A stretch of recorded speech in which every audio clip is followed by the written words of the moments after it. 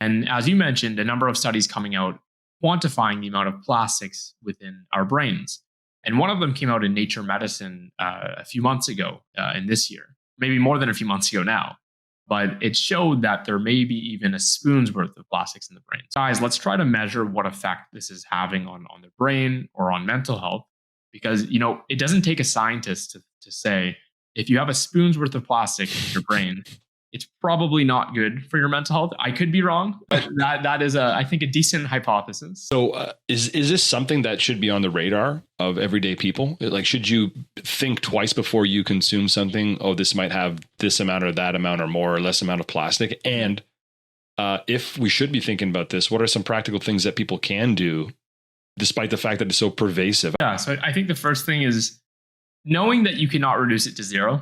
Just with the current today's world, trying to make your goal to be zero will drive you insane. But there's a few things that you can do to just try your best to avoid intake. So we mentioned one of ultra processed foods. It's just good for your overall health to avoid those as much as you can. Even other things like bottled water sometimes can be something that, it's in a bottle of plastic can be something to avoid. And then even microwaving your foods in plastic containers is a very big exposure source too. So instead, going for things like glass or different things of that sort may be safer.